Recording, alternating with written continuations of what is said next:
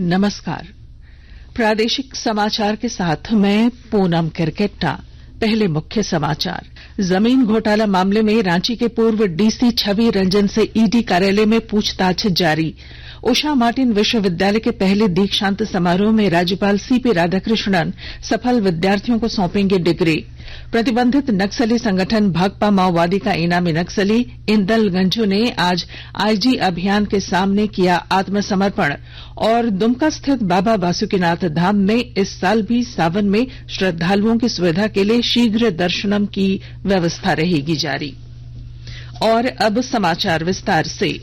जमीन घोटाला मामले में रांची के पूर्व डीसी छवि रंजन से ईडी कार्यालय में पूछताछ जारी है। जैसा कि आपको मालूम है, 13 अप्रैल को छवि रंजन के कई ठिकानों पर ईडी की टीम ने छापेमारी की थी। इस दौरान टीम ने कई महत्वपूर्ण दस्तावेज बरामद किए थे, जिसके बाद 7 आरोपियों को गिरफ्तार किया गया था। उषा मार्टिन विश्वविद्यालय के पहले दीक्षांत समारोह में आज राज्यपाल सीपी राधाकृष्णन सफल विद्यार्थियों को डिग्री प्रदान करेंगे। दीक्षांत समारोह में 3 बैच के 577 विद्यार्थियों को डिग्री और 18 स्वर्ण पदक दिए जाएंगे। इस विश्वविद्यालय के कुलपति प्रभात कुमार राज्य के पहले राज्यपाल भी रह चुके हैं। राष्ट्रपति द्रौपदी मुर्मू आज से 6 मई तक ओडिशा के दौरे पर रहेंगी। यात्रा के दौरान वे मयूरभंज जिले में रायगंजपुर, पहाड़पुर और बारीपदा का दौरा करेंगी। राष्ट्रपति आज पहाड़पुर में कौशल प्रशिक्षण केंद्र और सामुदायिक केंद्र का शिलान्यास करेंगी। वे ब्रह्मा कुमारीज केंद्र हाटबद्रा भी जाएंगी, जहां व्यसन मुक्त ओडिशा अभियान की वे शुरुआत करेंगी। रांची के मोरहाबादी मैदान में चल रहे India international mega trade fair में लोगों की भारी भीड़ देखी जा रही है। मेले में एक ही प्लेटफॉर्म में हर आयु वर्ग के लिए उत्पाद उपलब्ध होने के कारण लोगों ने जमकर खरीदारी की है। चैंबर अध्यक्ष किशोर मंत्री ने कहा कि मेले में लोगों का खरीदारी के प्रति रुझान बढ़ा है। वित्त मंत्री डॉक्टर रामेश्वर उरांव भी ट्रेड फेयर पहुंचे। उन्होंने विभिन्न स्टॉलों में लगे उत्पादों को देखा। उन्होंने झारखंड चैंबर और जीएस मार्केटिंग एसोसिएट्स के प्रयासों की सराहना करते हुए कहा कि ट्रेड फेयर से लोगों को नए उत्पादों को देखने और खरीदने का मौका मिलेगा। राज्य में पिछले 24 घंटों में 30 नए कोरोना संक्रमितों की पुष्टि हुई है, जबकि 165 मरीज स्वस्थ हुए हैं। फिलहाल राज्य में कोरोना के 226 सक्रिय मामले हैं। स्वास्थ्य विभाग के मुताबिक कोरोना के नए मामलों में पूर्वी सिंहभूम में 12, गिरिडीह से 9, लोहरदगा से 3 और रांची से 6 मरीज हैं।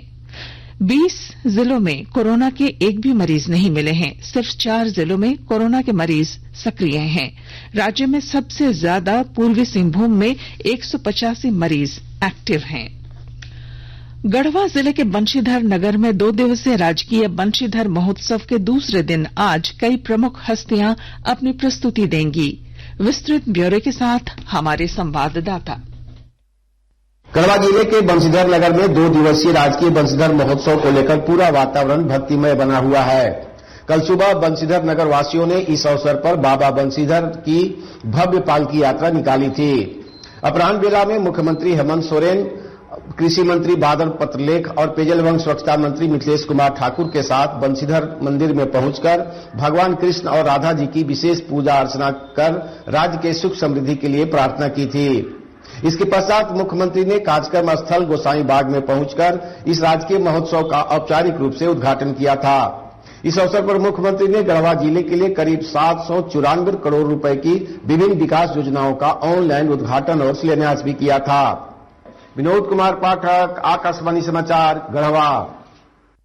आकाशवाणी के ताजा तरीन समाचारों के लिए आप हमारी वेबसाइट newsonair.com पर लॉग ऑन कर सकते हैं। ताजा समाचार Twitter handle @AIR News, alerts और Facebook page All India Radio news पर भी उपलब्ध है।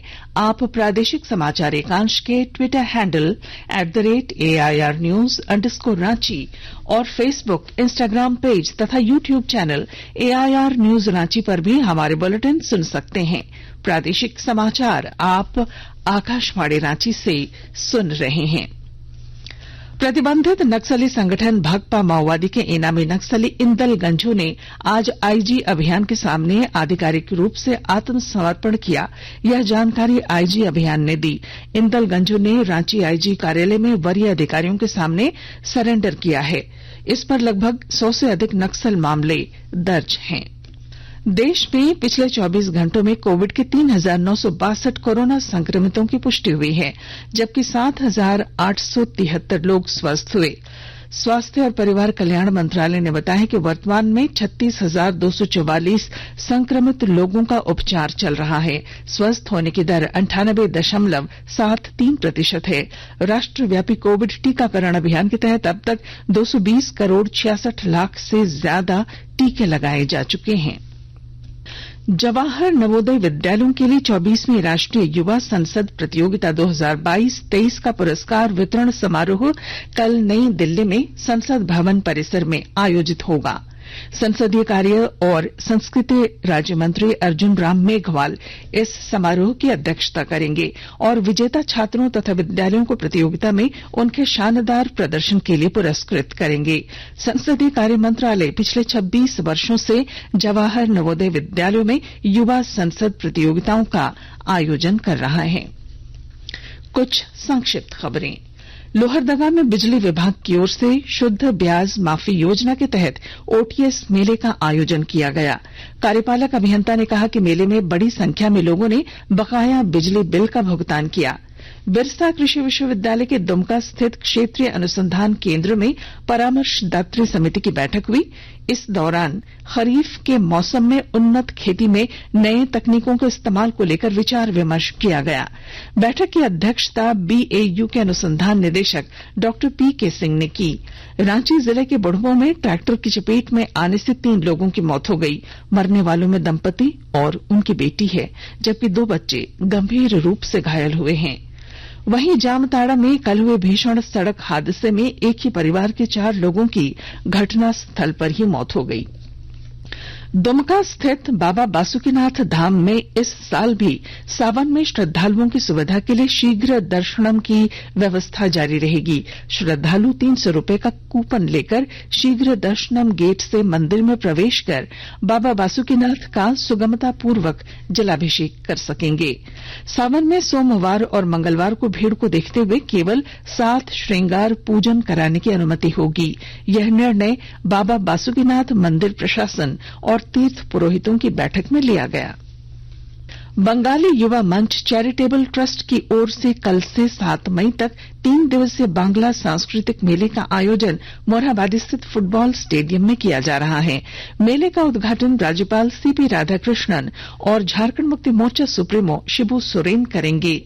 ये जानकारी समिति के सदस्य सुप्रियो भट्टाचार्य ने दी। उन्होंने कहा कि मेले के मुख्य मंच का नामकरण बांग्ला कविता और नाटक के प्रथम रचयिता माइकल मधुसूदन दत्त के नाम पर किया गया है।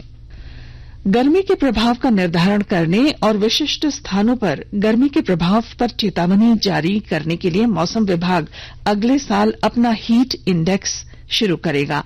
आकाशवाणी समाचार से बातचीत में भारतीय मौसम विभाग के महानिदेशक एम महापात्रा ने बताया कि उनका विभाग इस दिशा में कार्य कर रहा है। आईपीएल में हैदराबाद के राजीव गांधी इंटरनेशनल स्टेडियम में आज शाम 7:30 बजे सनराइजर्स हैदराबाद का मुकाबला कोलकाता नाइट राइडर्स से होगा। कल रात मुंबई इंडियंस ने मोहाली में पंजाब किंग्स को 6 विकेट से पराजित किया। और अब अंत में मुख्य समाचार। जमीन घोटाला मामले में रांची के पूर्व डीसी छवि रंजन से ईडी कार्यालय में पूछताछ जारी। उषा मार्टिन विश्वविद्यालय के पहले दीक्षांत समारोह में राज्यपाल सीपी राधाकृष्णन सफल विद्यार्थियों को सौंपेंगे डिग्री। प्रतिबंधित नक्सली संगठन भाकपा माओवादी का इनामी नक्सली इंदल गंझू ने आज आईजी अभियान के सामने किया आत्मसमर्पण।